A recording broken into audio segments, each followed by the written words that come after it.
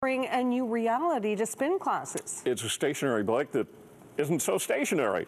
Here's our health reporter, Pauline Chan, with more. Pauline. Thanks very much, Ken and Christine. The Real Rider bikes offer more than additional mobility. They also give your upper body a workout, and yes, I tried one out. In a bright red tent in Midtown Toronto, a group of people are pedaling nowhere. But there's something special about these cycles. That's right, they tilt. Kim Donnelly, owner of CYKL, says she first saw these Real Rider exercise bikes in New York City. When you're on a stationary bike, it's basically just a pedaling machine because there's no movement. You're just pedaling your legs.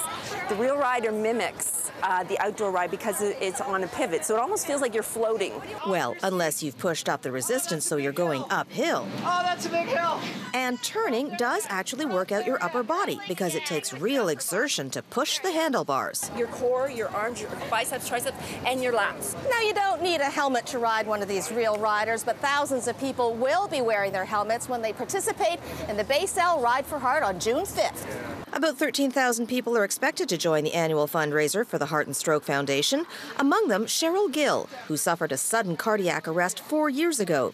She credits an automated external defibrillator with bringing her back to life. The Heart and Stroke Foundation has helped install thousands of AEDs across Ontario in the past 3 years. I can't believe that 9 out of 10 Canadians has at least one risk factor for heart and stroke. That blows my mind. In her case, it was a congenital heart defect that has since been corrected, allowing her to do her second Becel Ride for Heart this year. Heart and Stroke Foundation spokesman and occasional spinning instructor, Dr. Marco De Buono, says, don't just think of cycling as a heart-healthy exercise. Great thing about being physically active is it can be as simple as going for a very vigorous walk. But if you're training for this year's Ride for Heart, this just might be the way to go.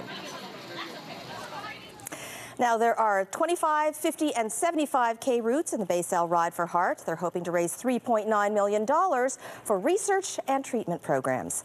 With today's Lifetime, I'm Pauline Chan. Ken? Stars Tonight is brought to you by NiagaraSpringFlings.com. There's no better time for a fling in Niagara. And in entertainment news, we're going to check in with Tracy.